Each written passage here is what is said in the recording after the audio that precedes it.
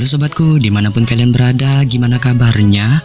Semoga kalian dan keluarga dalam keadaan baik-baik saja ya.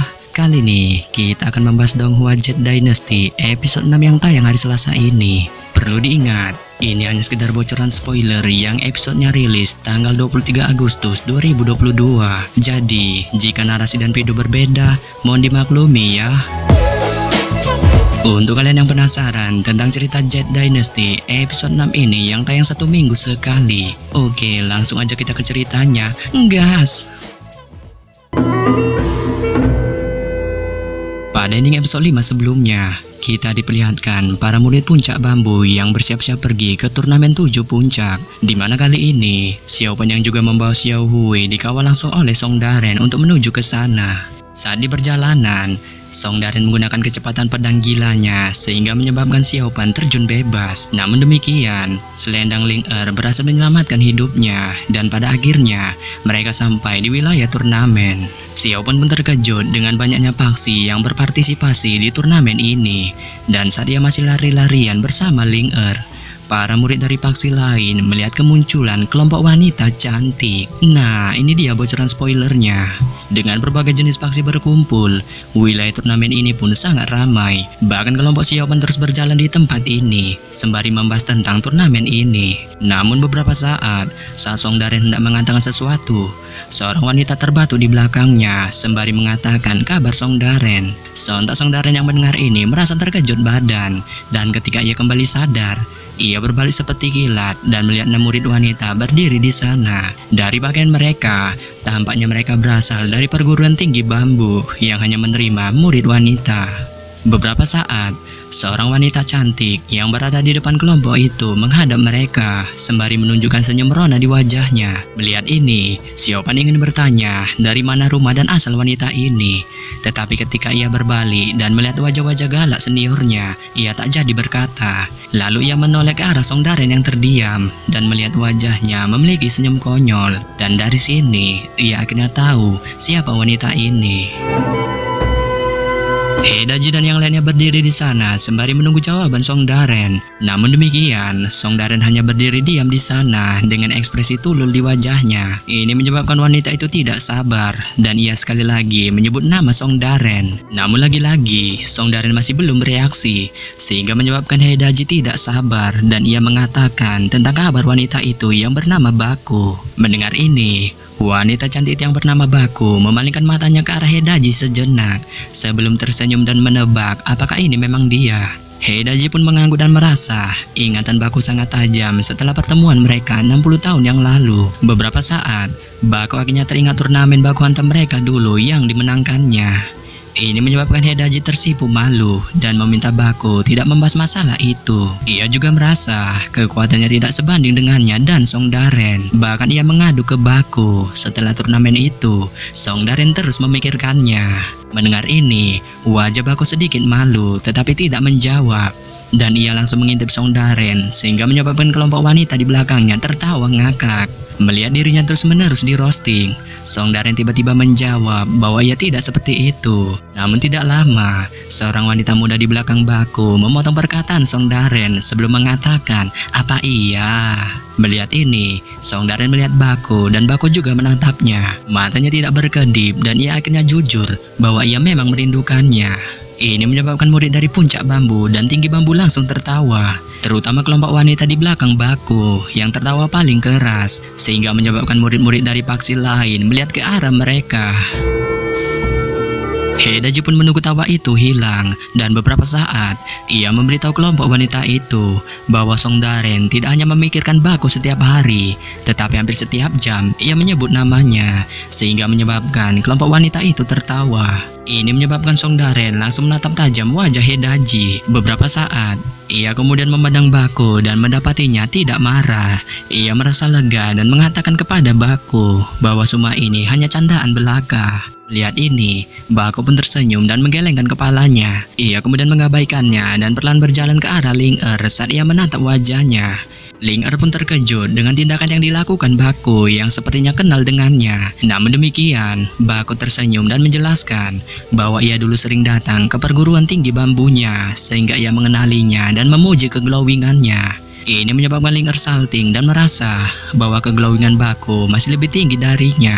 Bako kemudian membawa Ling'er ke dalam kelompok wanitanya. Bahkan tawa sering datang dari mereka, sehingga mereka semua mengabaikan Song Daren dan yang lainnya sekarang. Song Daren sebenarnya ingin berbicara dengan Bako, tetapi karena tidak tahu harus berkata apa, jadi yang ia lakukan adalah berdiri diam seperti patung, sehingga menyebabkan Xiao Pan menggelengkan kepalanya.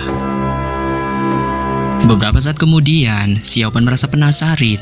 Ia segera berbalik dan terkejut melihat sekitar 30 orang datang ke arah mereka. Semua orang tampak gagah dengan pakaian putih mereka, dan pemimpin di depan mereka adalah Senior Qi. Xiao Pan pun terus menatap mereka, dan beberapa saat Senior Qi juga melihat mereka. Ia dengan cepat berjalan ke arah mereka saat menangkupkan tangannya sembari memberi hormat kepada Song Daren. Song Daren pun juga memberi hormat dan ia bertanya kepada Senior Qi, apakah ia juga ikut turnamen ini. Mendengar pertanyaan Song Daren, Senior Qi pun menjawab bahwa sebenarnya ia tidak ingin datang ke turnamen ini, tetapi karena ketuanya menyuruhnya untuk bergabung agar meningkatkan kultivasinya, mau tidak mau ia mengambil tempat dalam turnamen ini. Song Daren pun mengangguk saat mendengar jawaban Senior Qi, dan ia perlahan memuji bakatnya karena mengikuti turnamen ini, sehingga menyebabkan Senior Qi tersipu malu. Saat mereka berdua terus berbicara, mata Xiao Pan mencari para murid di belakang Senior Qi, dan beberapa saat setelah mencari-cari, ia akhirnya bertemu dengan Jingyu. Mereka kemudian keluar dari kerumunan dan saling berpegangan tangan, sebelum Jingyu bertanya kepada Xiao Pan, apakah ia juga mengikuti turnamen ini. Xiao Pan yang mendengar ini pun menjawab bahwa ia juga ikut turnamen ini atas perintah ketuanya. Dan ia bertanya balik kepada Jingyu, apakah ia juga ikut dalam turnamen ini. Dan tentu saja, Jingyu tersenyum dan mengangguk sambil mengiyakan pertanyaan Xiao Pan. Saat mereka berdua terus berbicara, Xiao Pan tanpa sengaja berbalik dan melihat Senior Qi yang menyapa para wanita. Dan rasa sakit yang aneh perlahan melanda hatinya, menyebabkan wajahnya berubah. Melihat ini, Jingyu pun terkejut dan bertanya kepada Xiao Pan tentang perubahan wajahnya. Xiao Pan pun menggelengkan kepalanya dan memaksakan dirinya untuk tersenyum sambil menjawab bahwa tidak ada apa-apa. Tetapi matanya masih tertuju pada Senior Qi yang terus menggoda para wanita, terutama Ling'er, sehingga menyebabkannya merasa cemburu. Beberapa saat kemudian, saat Xiao Pan terus melihat kejadian yang mengiris hatinya ini, suara peluit tiba-tiba datang dari langit, dan beberapa ratus murid di wilayah ini segera melihat ke atas mereka. Tidak lama, cahaya merah tiba dan sekarang mereka semua bisa melihat seorang praktisi puncak Widows berdiri di atas pedang merah. Ia perlahan mengumumkan kepada mereka bahwa atasannya mengirim perintah bahwa semua murid yang mengikuti turnamen ini agar beranjak pergi ke aula kristal. Mendengar pengumuman ini, beberapa ratus murid di wilayah ini terdiam sesaat, dan beberapa saat kemudian mereka pelan keluar dan berjalan ke sisi lain alun-alun. Menyadari hal tersebut, Xiao Pan pun berpikir para murid ini akan terbang ke sana secara langsung.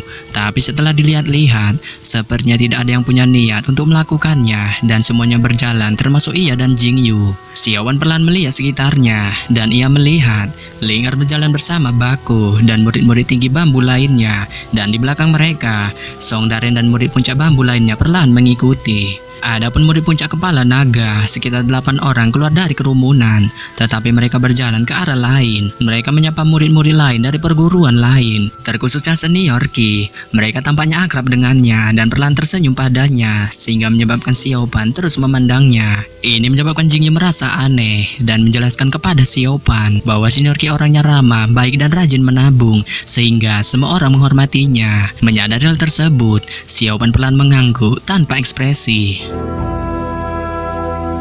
Di ujung alun-alun, Xiao Pan dan Jingyu perlahan melihat 6 kejadian giok jembatan pelangi.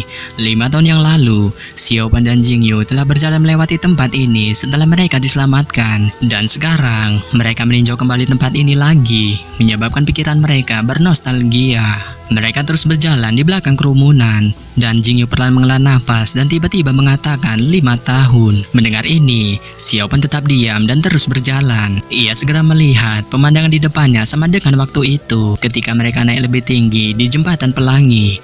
Awan tenggelam di bawah mereka dan langit biru terbentang di atas kepala mereka. Beberapa saat, Xiao Pan menanyakan kepada Jing Yu kenapa ia tidak terbang ke sana.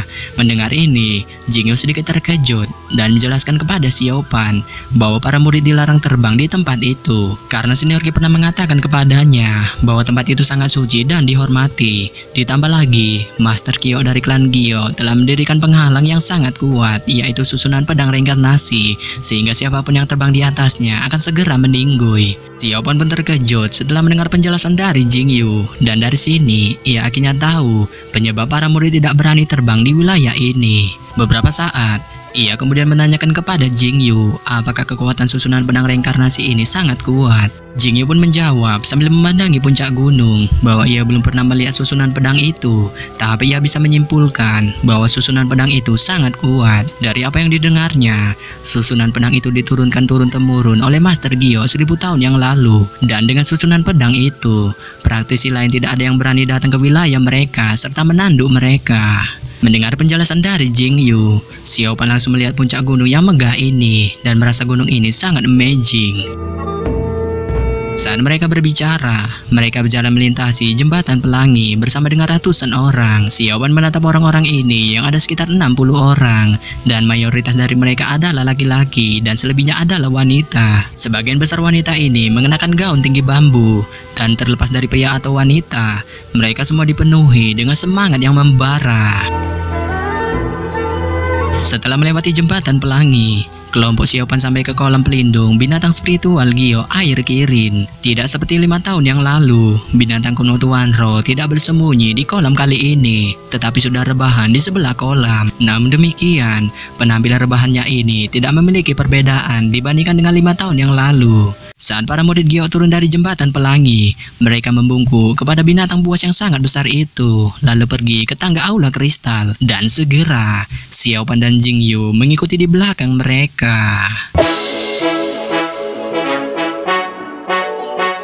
Yap. Sampai di sini saja saya menyampaikan bocoran spoiler Jet Dynasty episode 6 yang baru tayang hari Selasa ini. Akhir kata, saya ucapkan bye-bye.